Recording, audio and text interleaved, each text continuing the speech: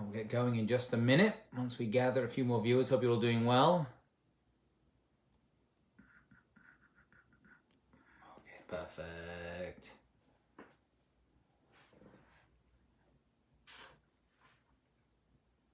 We'll just get going in 1 minute. We gather some lovely people to our groups.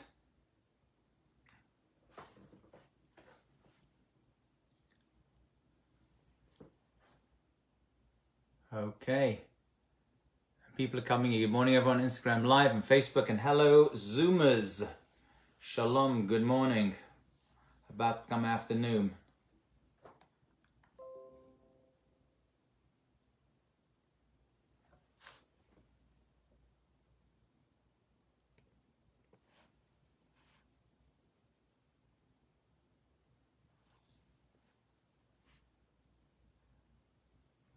Okay, dear friends. Jessica, ready to go? Okay. So the discussion this afternoon, as you know, we're following a series on character building, becoming better at being you. And today's talk is probably, I consider the information I'm going to share with you today. I mean, this is really a series of talks. I'm going to just take the choicest morsels and put them into 30, 40-minute package. And that is marriage, the ultimate character builder. And really, what we're going to see from the Jewish sources, my friends, is that the way we all look at marriage, when we're dating, once we are married, once we have kids, may be a little different. The way we look at Kiddushin, the way we are creating a relationship with our spouses, may be a little different to what is expected of us and have a very different focus. So let me start at the beginning. I've had the privilege and honor over 20 years of working as a rabbi of being able to match up many singles, run trips and programs where many singles have met, and of course, like most rabbis, perform many, many chuppahs. At this point, I think I've performed maybe nearly 150 weddings at this point, thank God. And the vast majority of them are still married, which is great news, of course. The question I ask people in classes and programs and seminars, and even a couple who sit before me before they're about to get married is, why get married? Why get married? What's the point? You're single, you get to eat where you want to eat, you get to hang out where you want to hang out, you get to watch where you want to watch. Why get married at all? Let's just date forever. That's not the right answer, by the way. Why get married? And I've heard many answers to this question. People will be very honest. They'll say, Rabbi, I save money on rent in Manhattan. It's a fair and honest answer. Some will tell me that they save money on their taxes, which is also true. The American legal and accounting system and finance system is based up on us getting married and creating families and buying homes. I want to share with you a very new idea. And we're going to wrap on this idea for the rest of the talk. And this idea is found in a number of Jewish sources, especially the Chidat Rav Chaim Dovid Azulai. And he says, based upon our sources, that getting married, finding a marriage partner, and remaining married, and of course having kids, the real reason that we want to get married is to improve our characters, to become better people. Now, most people date and think, you know what, I don't find someone that I can make them a better person. I want to find somebody, because I'm perfect, obviously, you know who I am. It's like, I'm amazing. So I'll find someone else so that I can improve them. But that's not the focus of marriage.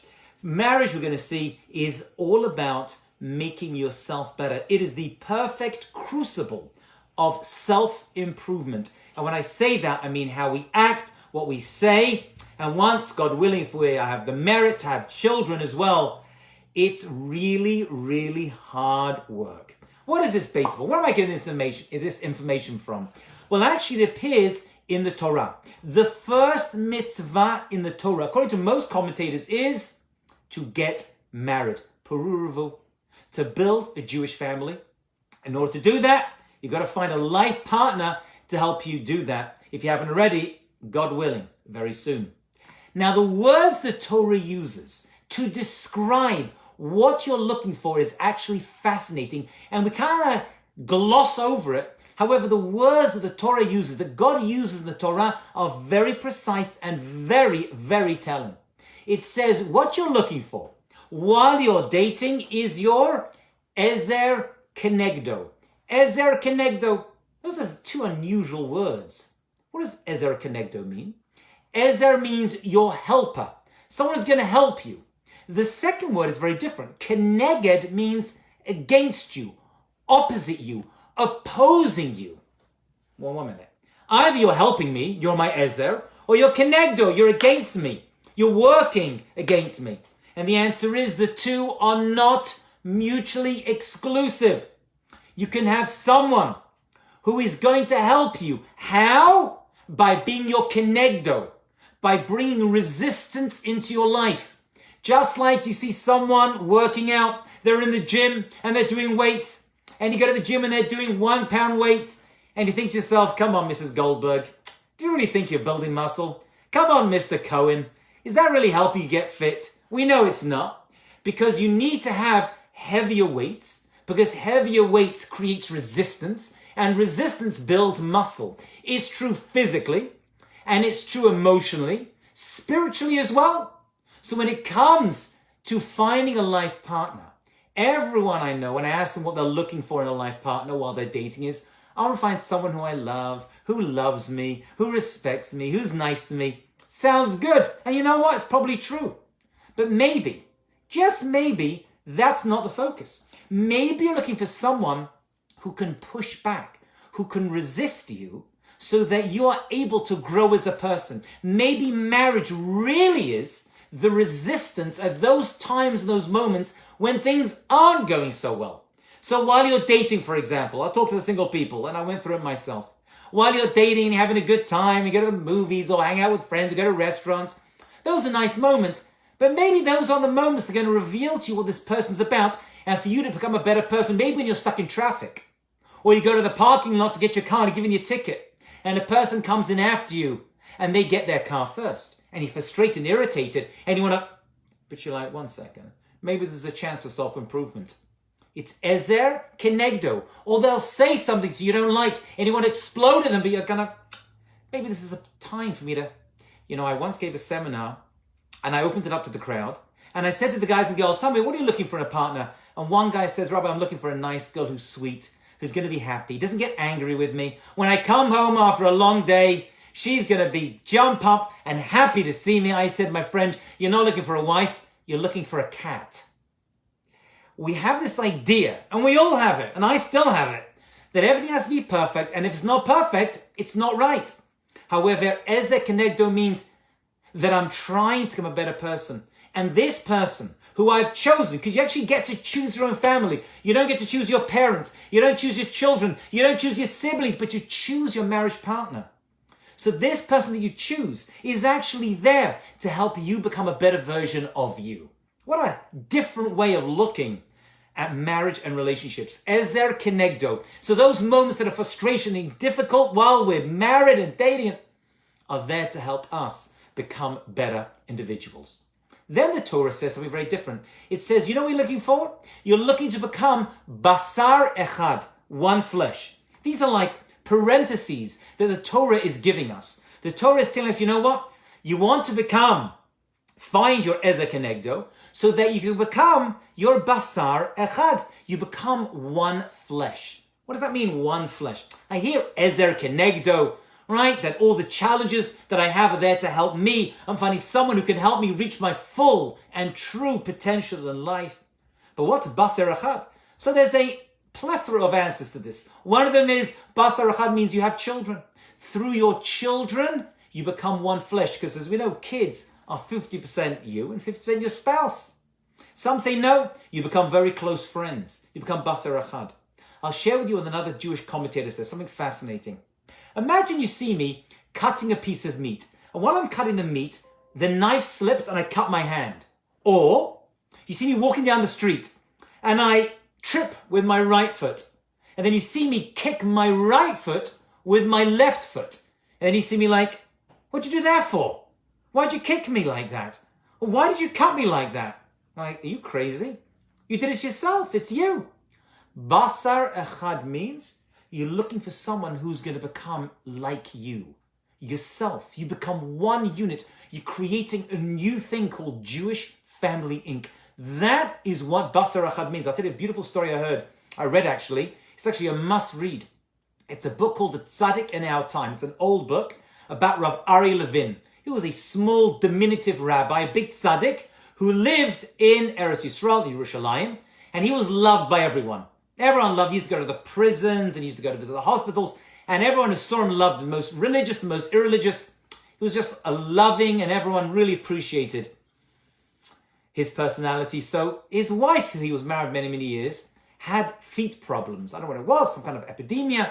And he used to go with her to the doctor. And one day he goes to the doctor and he sat down. And the doctor looks at him and says, what's the problem? And he answers for his wife and says, my wife's foot hurts us. It's not her foot, my foot, it's our foot. We're basar echad. We have become one person. We are one being. That's what Rav Aryeh Levin was revealing to us through these words. A very, very important idea. You know, I'll tell you a very cute story about this as well. This is back in the, I think, 70s or 80s. There was an American woman, a widow, who was extremely wealthy, left a lot of money by her husband. And she loved Israel. Particularly, she loved the IDF, the Israeli Defense Forces. And so she used to donate a lot of money to the IDF, to their bases and the soldiers. A big mitzvah. She went to visit Israel. She wanted to see where her money was going. When she arrived, some high official in the army picked her up and decided to take her to an army base so that she could see the soldiers training. And so they drove her to this army base, and when she gets there, they sit her down and they let her watch, you know, those big training courses, you know, with those walls and the ropes and the high walls, you know, and the tunnels under the barbed wire. Let her watch this training session.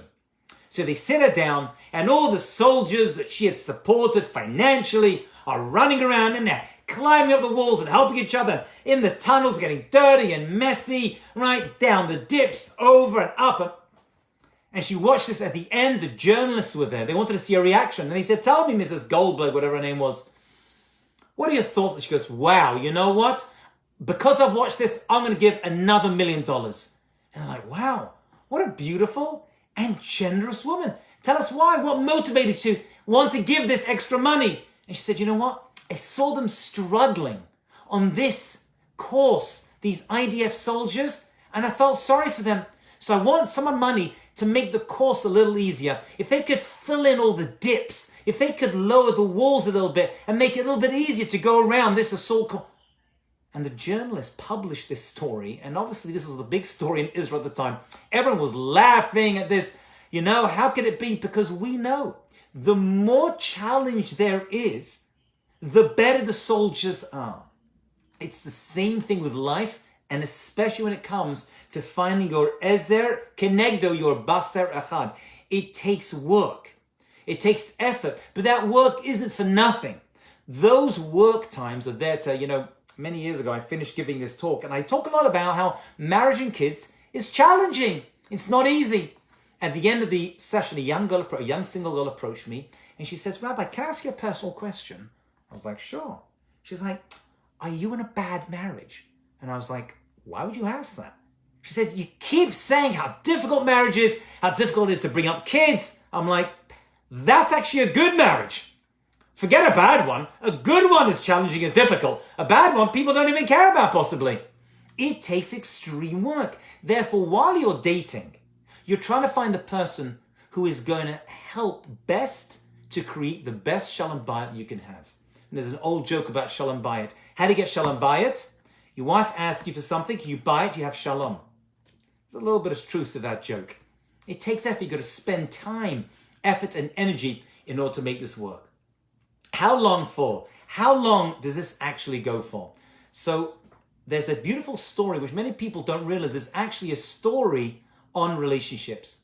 And Abraham and Sarah had tremendous trouble having kids. Actually, all the avot in Ima'ot, all of our forefathers and foremothers had challenges conceiving and having kids. It's not a coincidence. Right? Why is another discussion, but they went through that particular very difficult challenge. Our holy ancestors had challenges when it came to finding their partners sometimes, being married and having kids. Okay, so Abraham is now nearly 100 years old and his wife is nearly 90, and we're told that angels came to visit them to tell them that they were going to have a child who we know eventually will become Isaac Yitzchak.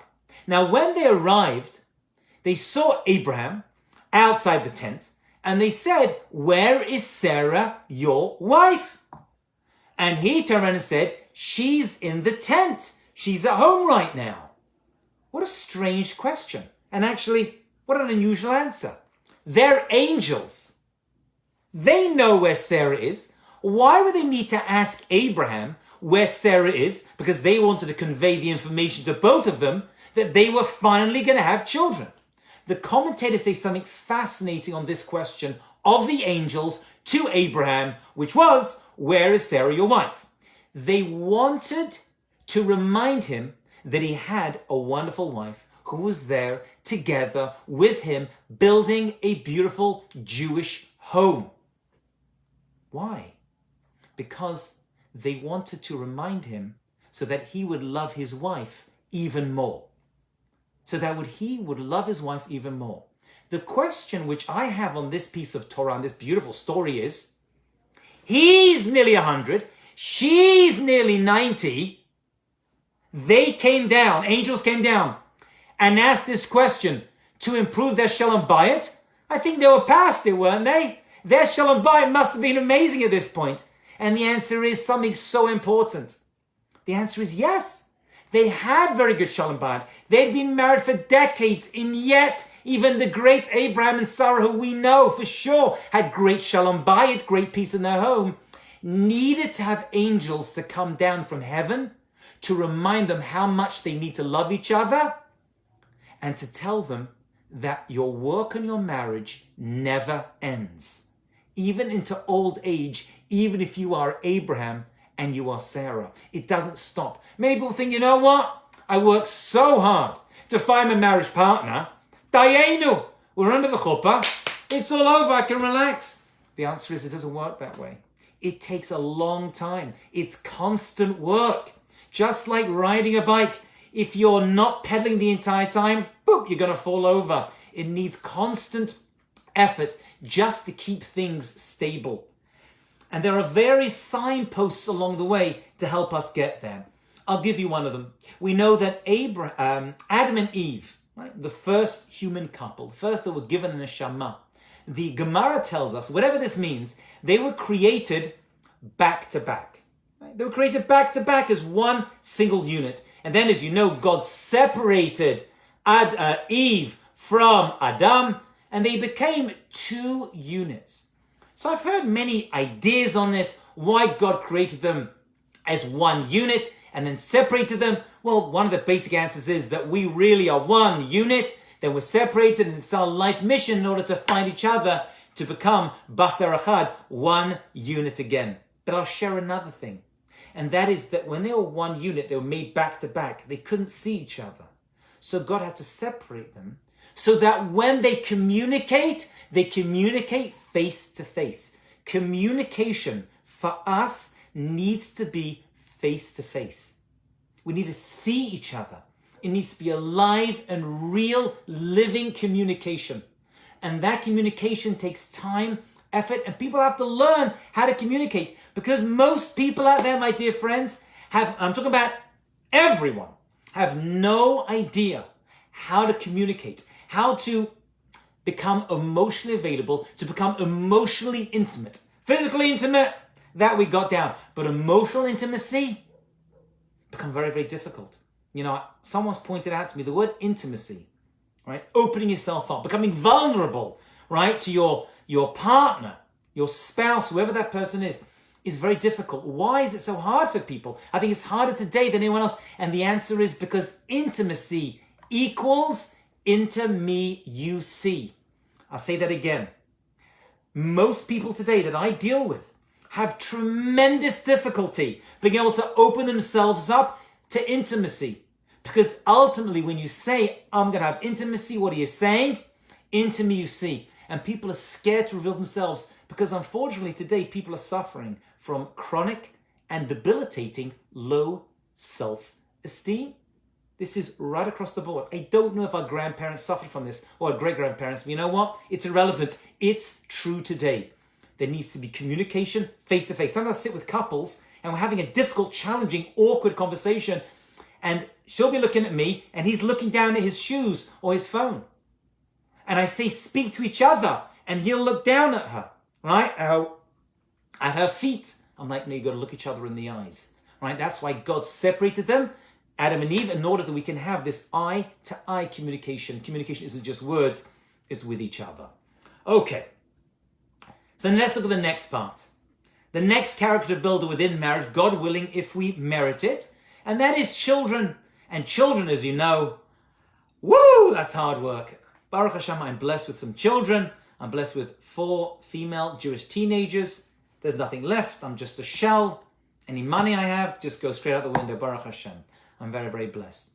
But kids also, people forget. People think that kids are coming in and they're kind of getting in the way of my relationship, of my marriage. They're kind of pushing us back. And the answer is, really, that's not true.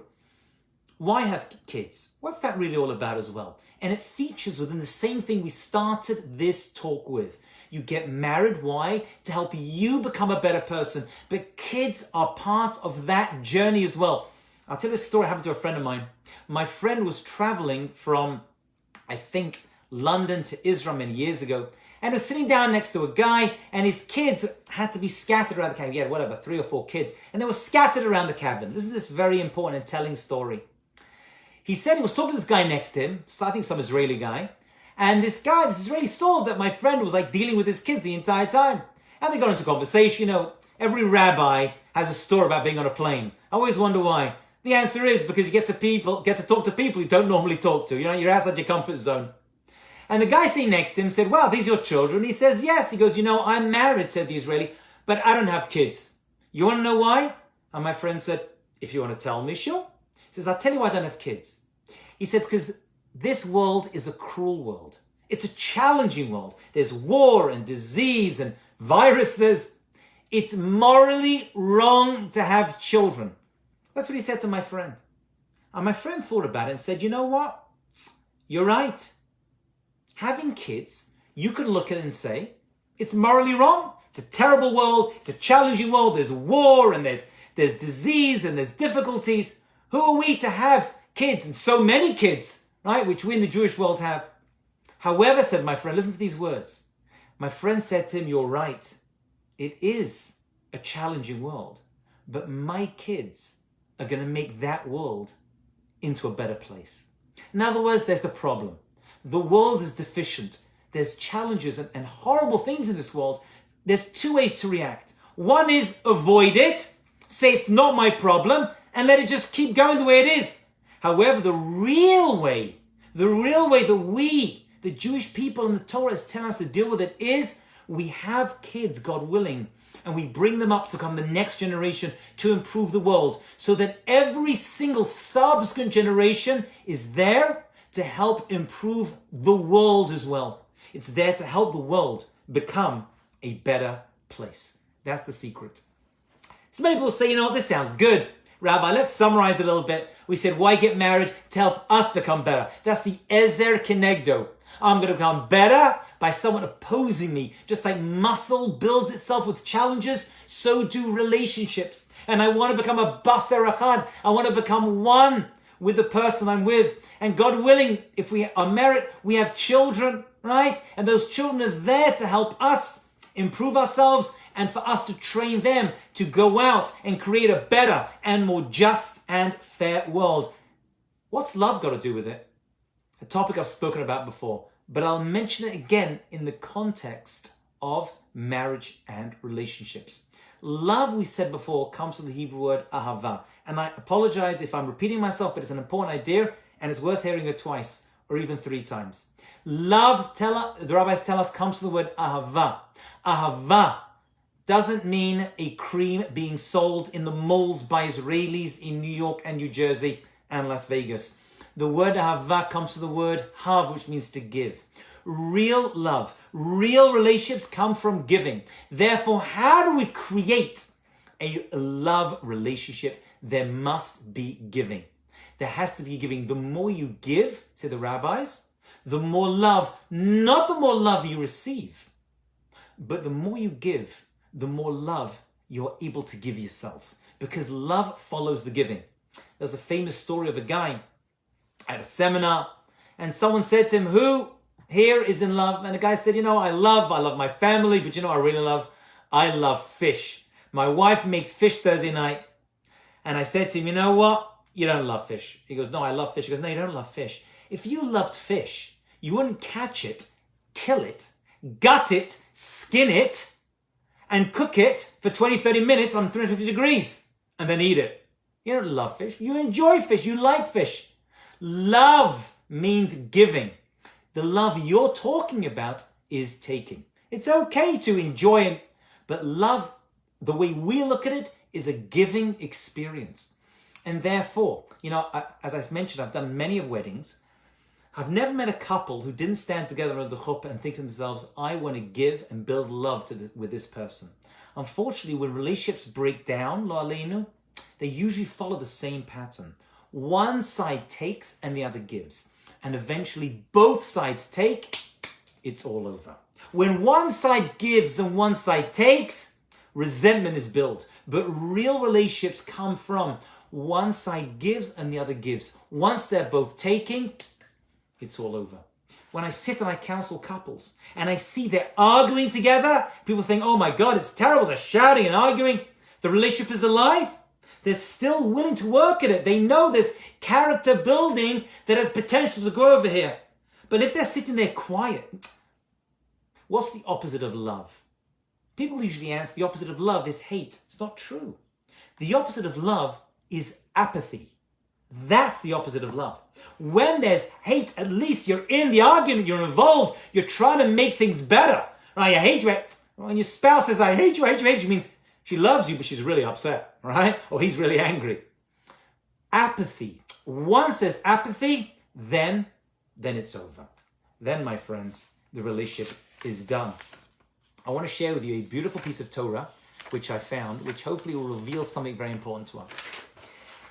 When you ask people what they're looking for, they say, I'm looking for my soulmate, my besheret, or in Hebrew, my zivug. That's what we're looking for. It's a famous question. How many zivugim, how many soulmates do we have? That's a good question. I've heard different answers. Some say 1, Gemara says 2, right? I've heard in Kabbalah, they say maybe 7 potential soulmates that we have. Does that mean you have to marry all 7? No. At different stages of our life, as we're moving forward, we find someone who's able to become the perfect one for us at that time. However, things have changed. I've seen this change. And it was put beautifully by a professor at Rutgers University, where I used to give classes to the students. And his name's David Popenoe. And he said, this idea of a soulmate, a zivug, a besheret, it used to be, right, in times past, you hoped that your spouse would become your soulmate by the end of your life, right? You don't start out looking for such a person, right? You're looking for someone who you see potential can become. However, nowadays, we expect to find our soulmate. And once you find your soulmate, everything's going to be amazing. And they'll think, well, how can this relationship fail if I found my soulmate? Right? They expect to fall in love, he says, when actually you're meant to grow in love.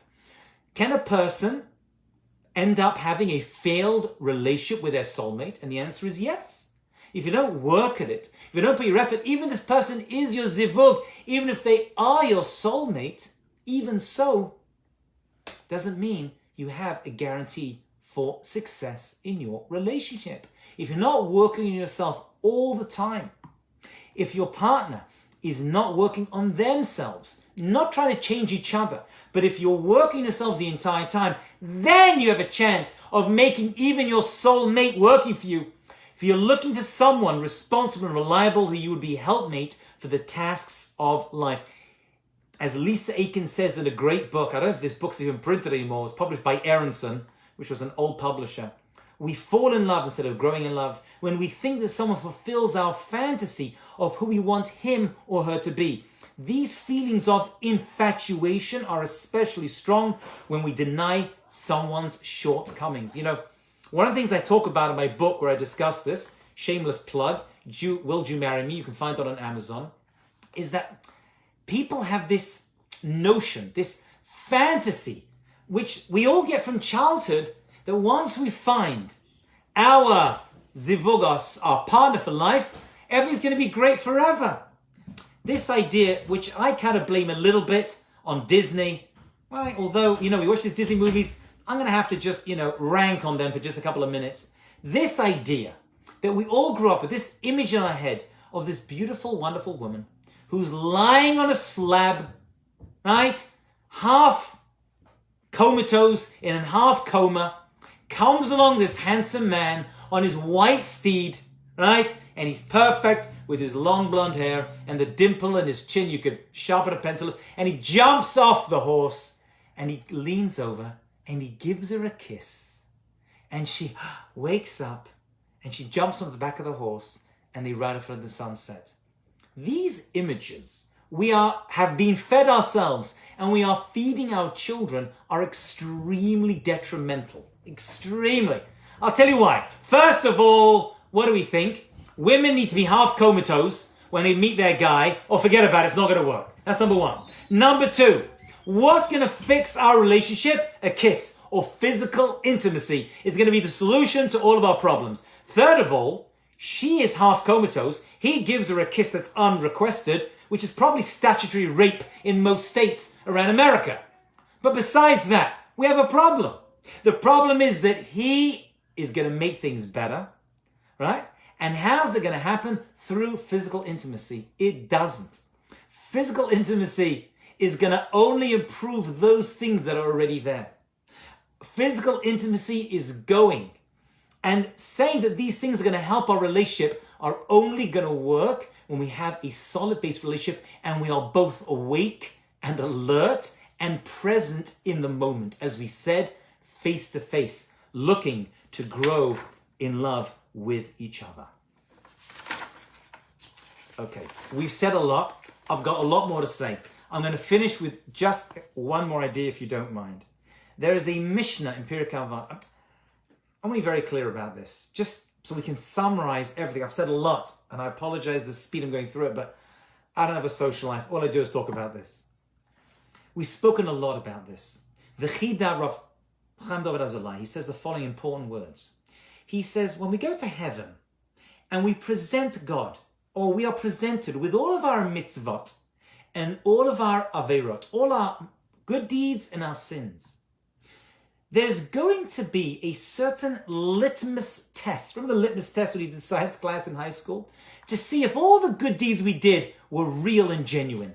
All of the mitzvot, all Shabbat and the tzedakah and the Jewish holidays and fasting, all the good stuff we did. Is there a check to see that we really meant them, that we wanted to be good people? And the Chida says something unbelievable. He says there is something. How you treated your family behind closed doors. I'll say that again. The litmus test to see if we are good people is how we treat our families. And this is difficult. And all of the mitzvot that we have are easy compared to this. Keeping Shabbat, easy. Right? You don't do this, you eat that. Yom Kippur, easy, don't eat. But how you treat your family when the curtains are closed and the front door is closed and no one can see you, how you treat your spouse, how you treat your kids, the effort and energy you put into your relationships, this, my friends, is what God is really, it's mitzvah number one for a reason. Of the 630 mitzvah in the Torah, it's reason number one. It's mitzvah number one, and therefore it's the catalyst and it's the gateway to every other mitzvah. That is the importance of character building within relationships. We'll finish with this. The Mishnah in Pirkei Avot, chapter 5, number 19. And it says, when love depends on a specific cause, then when that cause is gone, the love is gone as well. If the love you have for your spouse is dependent on a thing, when that thing goes, the love goes as well. But if it does not depend on a specific cause, It will never cease. We don't want the love to ever go away. And we've already heard that it's always potentially ready to leave the love. Even an angel had to come down from heaven in order to reignite the love between Abraham and Sarah in their old age. So how do we prevent the love that we have in month 1 and year 1 and year 20 and 30 and 40 and 50? How do we prevent that love? Don't let your love be dependent on one thing. Right? If it's just based upon looks, eventually the looks go, as we get older, everything goes south, yeah? And if it's just based upon money, when the money goes, which it does, things go up and down financially. We all go through challenges.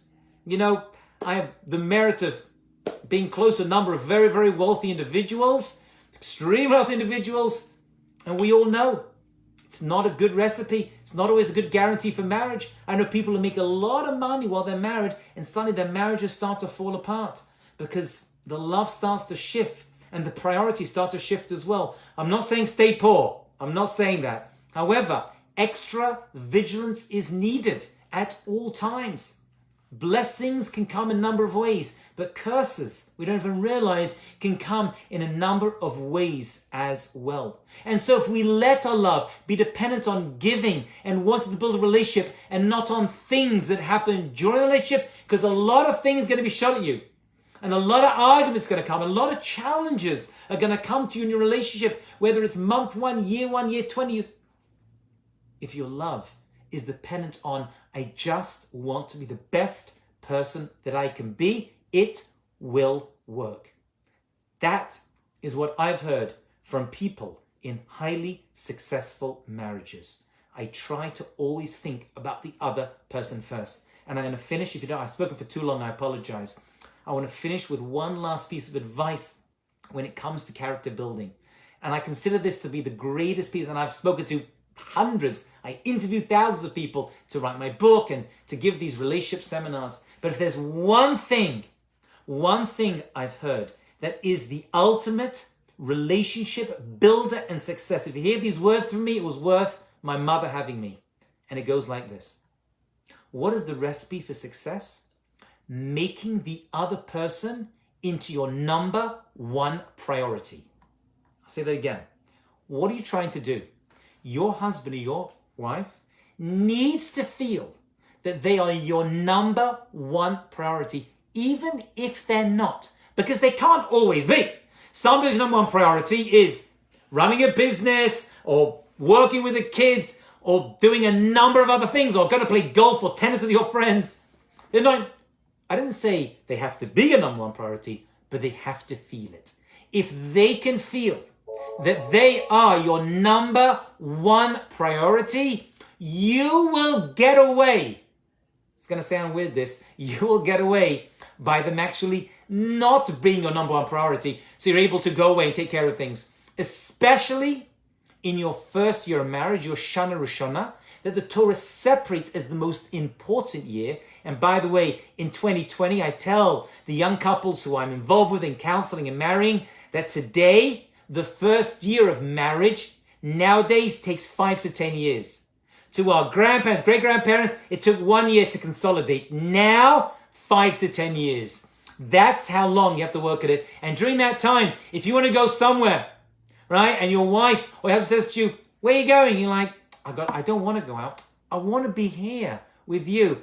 But I got this thing called a job, and I got to travel, and I got to do things. But if you don't want me to go, I'm happy and I'm open to break that, right? But that's what I need to do. But make no mistake, you are my number 1 priority. That's how you open yourself up to emotional intimacy. That's how you create the love relationship, by not focusing on yourself, by focusing on the other. That is the ultimate ahava. That's the ultimate giving, of going out of myself and thinking about the other person, making that person feel as though they are your number 1 priority. Friends, I've got so much more to share with you. We've run out of time. I appreciate you joining us on this wonderful journey. We will continue, God willing, next Wednesday, when we will continue our becoming better at being you. I will not be here in our regular surroundings. I will be actually somewhere else. So please do join us in my new location, but you'll be in your same location because you're on Zoom and Facebook. Thank you all. Have a wonderful and blessed week, and may we all grow in ourselves, and may our families join us too. Have a great day.